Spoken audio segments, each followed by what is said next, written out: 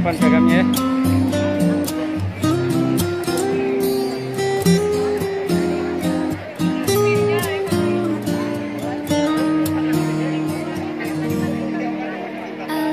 As you look away when you pretend not to care, I like the dimples on the corners of the smile that you wear.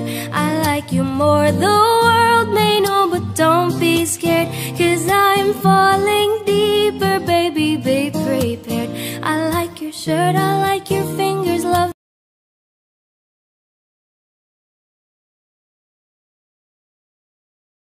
Assalamualaikum warahmatullahi wabarakatuh. Hai anak semua, apa kabar kalian di rumah? Semoga kalian sehat-sehat selalu dan tambah semangat belajarnya, walau keadaan kalian belajar tatap maya seperti ini ya, atau moda daring pembelajarannya.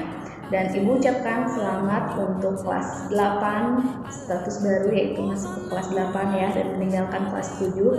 Semoga tambah semangat lagi belajarnya, tambah giat lagi. Ini Ibu akan menjelaskan bab 1. Nanti kalian cukup simak baik-baik dan catat poin-poin pentingnya yang Ibu nanti jelaskan di PowerPoint. Kalian hanya cukup mencatat.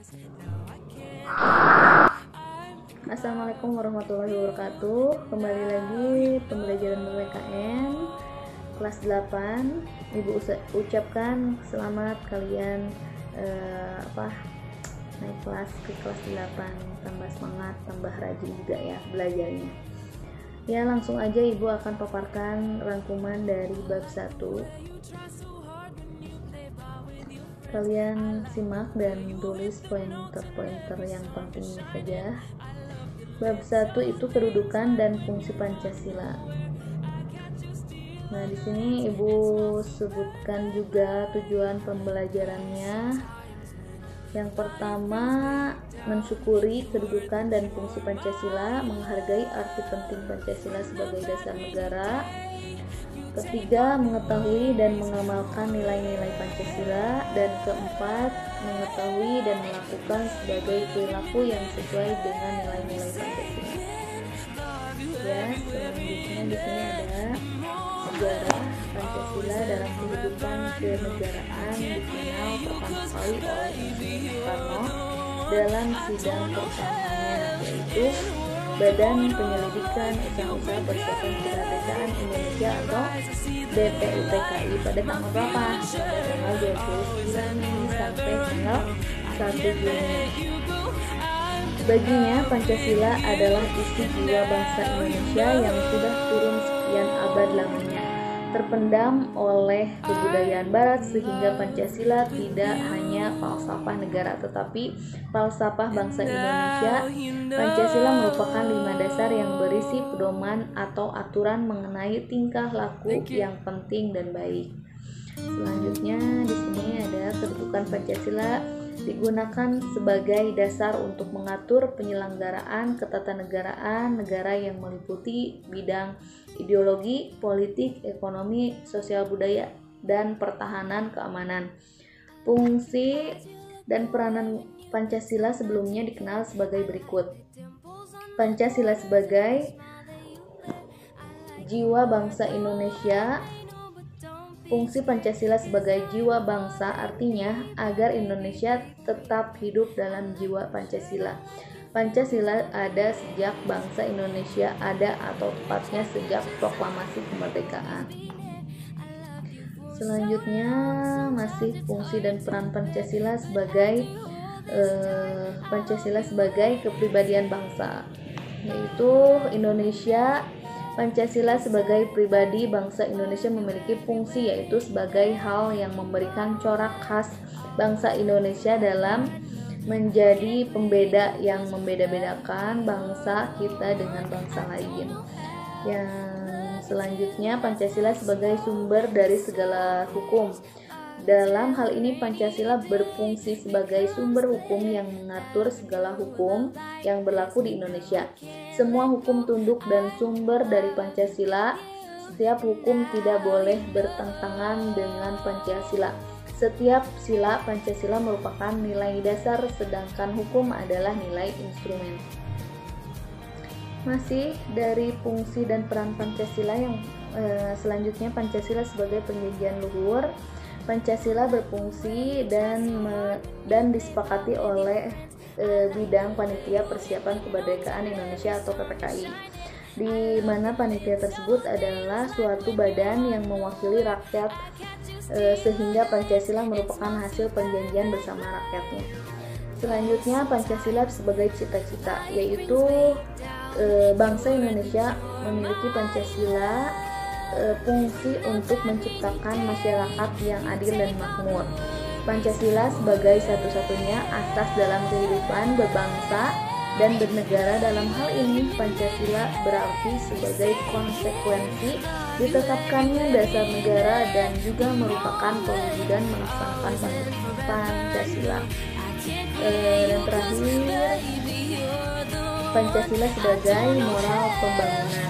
Pancasila dijadikan kerangka acuan, tolak ukur, parameter, arah, atau tujuan dan pembangunan. Di sini pada tanggal 1 Juni Insinyur Soekarno menyampaikan pertanyaan dan pemikiran tentang dasar negara. Apa yang akan dijadikan dasar Indonesia merdeka? Pertanyaannya dan pemikiran Insinyur Soekarno tergambar dalam kutipan pidatonya. Nanti Ibu tayangkanlah pidato beliaunya. Kalian cukup baca aja sendiri ya. Ibu akan memberi tayangan. Selanjutnya, istilah ideologi. Nah, istilah ideologi ini dilihat dari asal mula kata ideologi, berasal dari kata idea yang artinya konsep atau gagasan, cita-cita atau logos yang artinya pengetahuan. Secara harfiah, ideologi berarti ilmu tentang pemikiran, ide-ide, keyakinan, gagasan atau cita-cita. Dalam pandangan yang luas, ideologi adalah cita-cita, keyakinan, dan kepercayaan yang dijunjung tinggi oleh suatu bangsa yang dijadikan pedoman hidup dan pandangan hidup dalam seluruh gerak aktivitas bangsa tersebut. Pancasila sebagai pandangan hidup sering juga disebut way of life, pegangan hidup, pedoman hidup, pandangan dunia, atau petunjuk hidup. Walaupun ada banyak istilah mengenai pengertian pandangan hidup, tetapi pada dasarnya semua memiliki makna yang sama. Selanjutnya, ini ada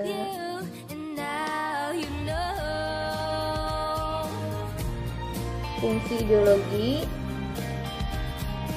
Yang pertama, menjadi pegangan dan pedoman dalam penyelenggara negara untuk mewujudkan cita-cita bangsa dan negara. Kedua, pendorong semangat berjuang mewujudkan cita-citanya. Ketiga, guna dan manfaat ideologis bagi suatu negara. Ideologi juga diperlukan oleh suatu bangsa yang mempersatukan orang dari bangsa, ras, suku, bangsa ini atau golongan maupun agama yang ada dalam suatu negara. Jika agama dapat berfungsi mempersatukan orang dari berbagai pandangan hidup, maka ideologi tersebut negara dapat mempersatukan orang dari berbagai agama. Ideologi dapat melahirkan semboyan, yaitu kesatuan dalam perbedaan atau perbedaan dalam kesatuan. Contoh ideologinya di sini di negara kita yaitu Pancasila, di Cina komunis, di Amerika Serikat kapitalis, dan Iran Islam. Ya, di sini adalah nilai-nilai Pancasila sebagai ideologi bersifat objektif dan subjektif. Artinya, hakikat nilai-nilai Pancasila adalah bersifat universal atau berlaku dimanapun, sehingga dimungkinkan yang dapat diterapkan pada negara lain juga. Suatu negara lain menggunakan prinsip atau falsafah bagi negara ketuhanan, berkemanusiaan, berpersatuan, berkerakyatan, dan berkeadilan. Maka negara tersebut pada hakikatnya menggunakan dasar filsafat dari negara-negara Pancasila tersebut.